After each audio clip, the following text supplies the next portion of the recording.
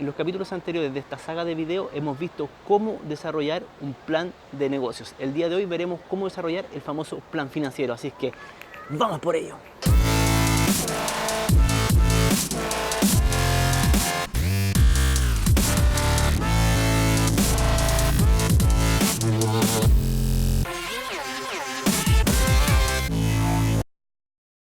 Plan financiero, el famoso plan financiero.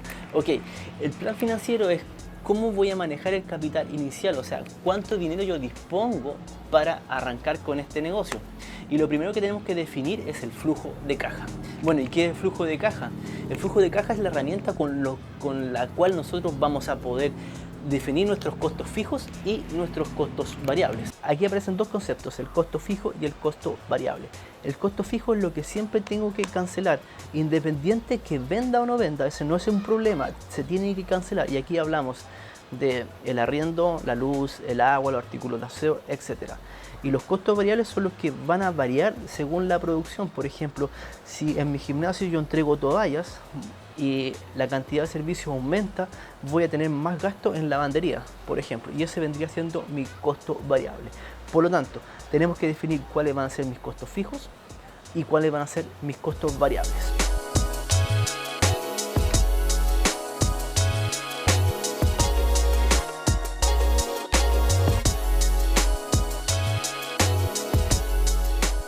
Entonces, a modo de ejemplo, hemos colocado como costos fijos los gastos de agua, luz, teléfono, mantenimiento de las máquinas, sueldos, gastos de interés, gastos comunes y gastos de depreciación.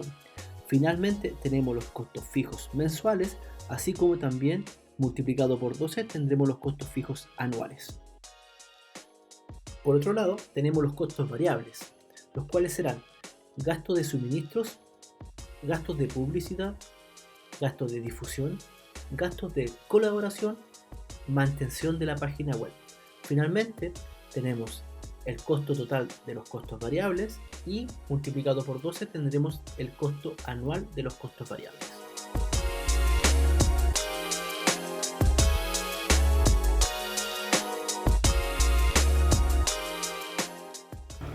Cuarto punto es el punto de equilibrio.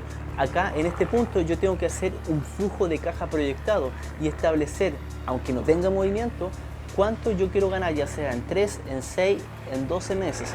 Una vez teniendo claro esto, hago este flujo de caja anual y establezco un punto de equilibrio, o sea, cuántas ventas yo tengo que realizar para poder cubrir mis costos fijos y mis costos variables. Por eso que es importante antes saber los costos fijos que voy a tener y los costos variables que debería tener. Entonces, por ejemplo, si yo tengo 1000 como costos variables, 1000 como costos fijos, mi ganancia para que sea cero es 2000, o sea que tengo que generar 2000 de ventas. Manteniendo esto, estamos hablando que ese es mi punto de equilibrio donde yo no pierdo, pero tampoco gano.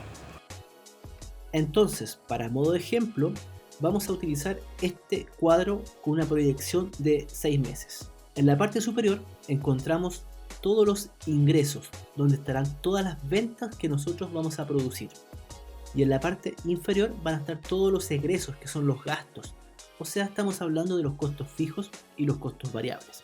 Por lo tanto, tenemos el ingreso menos los egresos, me da un número que es el saldo final. A modo de ejemplo, junio tenemos una pérdida de 340.000 pesos. Pero si nos vamos acercando, en diciembre hemos encontrado nuestro punto de equilibrio, donde yo generé unos ingresos de 5.200.000 y a la vez tuvimos un gasto de 5.200.000. Total, 0 pesos. Este es mi punto de equilibrio y aquí es donde yo debo saber cuánto debo vender para cubrir mis egresos.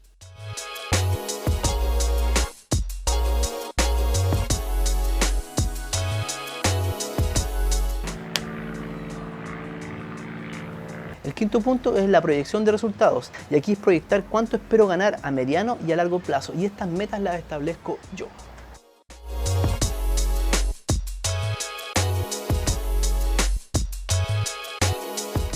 El sexto punto es el análisis de la inversión, y acá nosotros vamos a evaluar cómo vamos a recuperar nuestra inversión, y en este punto debemos ser realistas. Tenemos que también tener la posibilidad de modificarlo durante el proceso, porque hay cosas que se escapan de nuestro control, por ejemplo una recesión económica. En el caso de la recesión económica, como estamos hablando de gimnasio o box de entrenamiento, lo primero que corta a la gente son los lujos, y también incluye esto el gimnasio.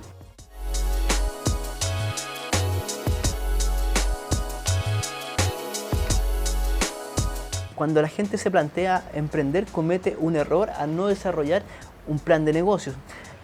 El plan de negocio no significa que vas a tener éxito, solamente te va a determinar qué tan factible puede ser y cómo se puede proyectar, pero tienes una brújula a cual seguir. Si no haces esto, lo más probable es que no tengas para dónde ir y hacia dónde proyectarte. Y otro gran error es meter el 100% como gasto operativo y no quedarnos con absolutamente nada. Acá es importante, cuando iniciamos, saber que en el mejor de los casos nosotros al sexto mes recién vamos a tener rentabilidad. Y estoy hablando que en el mejor de los casos normalmente sucede al año o a los 2 años. Y en el mejor de los casos, en los 6 meses. Por eso que debemos separar el capital de trabajo de lo que es el capital de inversión. O sea, tenemos que tener por lo menos 6 meses de lo que vamos a tener en gastos de los costos fijos. Por lo tanto, si puede tener costos fijos 1000, voy a tener que tener 6000 aparte de la inversión, y aparte de todo voy a tener que tener 6000 de resguardo en los primeros 6 meses. Cuando ya tenemos esto completo, nos permitirá decidir qué debo o no hacer, además de ir midiendo la eficacia mes a mes, porque con el plan financiero sabemos qué es lo que nosotros esperamos, cuál es la rentabilidad, y si al final del mes hay algo que está generando problemas, nosotros vamos a poder determinar los puntos críticos, y así, teniendo un panorama completo, podemos modificar y generar mejoras basado siempre en nuestro plan financiero. Por ejemplo, montamos nuestro box de entrenamiento, pero no tenemos todos los horarios cubiertos, entonces deberé tomar la decisión si disminuir los valores en ese horario y hacer un horario económico, o simplemente sacar los profesores de ese horario y dejar ese horario libre. Y ahí yo tomo decisiones. Por eso es que es importante generar nuestro plan financiero y nuestro plan de negocio. Una vez desarrollado esto, establecemos la eficiencia y la rentabilidad del negocio. Debemos determinar la capacidad máxima y generar 3 escenarios. El peor escenario, cuando estamos bajo el punto de equilibrio y no tenemos ganancias. El segundo escenario es un escenario neutro, que está entre el máximo y el mínimo, y aquí sí podemos hablar del punto de equilibrio. Y el tercer escenario ya cuando estamos sobre el punto de equilibrio. Entonces vamos a tener 3 proyecciones, y con esas 3 proyecciones vamos a saber, cuando estemos desarrollando el negocio, a cuál nos estamos acercando, y poder ir determinando cuáles son los puntos críticos para acercarnos al mejor escenario. Dentro de nuestra estructura también debemos determinar el margen de contribución de cada servicio, o sea, cuánto nos aporta, por ejemplo, la clase de spinning, la clase de zumba, la clase de pilates, por ejemplo, la sala de máquina, los entrenamientos personalizados, y con esto nosotros vamos a ver la rentabilidad de cada uno de los servicios que estamos ofreciendo y poder hacer los ajustes. Por ejemplo, si yo tengo una clase de zumba que su rentabilidad es baja, o sea, el margen de contribución que está generando es tan bajo, yo puedo sacar esta clase de zumba y colocar, por ejemplo, una clase de aerobox, porque rentabiliza mucho más, porque ya tengo medido cuántas son las rentabilidades de cada una de las actividades que estoy generando. Tal vez si en el espacio donde está la sala de máquina la rentabilidad es muy baja, puedo ampliar a tener 2 salas de zumba en el mismo horario, porque es lo que más me genera margen de contribución, pero esto lo tengo que tener controlado. Bueno amigos, este fue nuestro capítulo número 4 de cómo desarrollar un plan de negocios, que en este caso fue cómo crear el plan financiero. Ya sabes, si te gustó, da like. Si conoces a alguien que le puede servir estos videos, que quiere armar un proyecto, un gimnasio, un box de entrenamiento, compártele este video, porque esto le puede ayudar mucho. Y si no estás suscrito, ahí abajo te suscribes. Nos vemos en la próxima.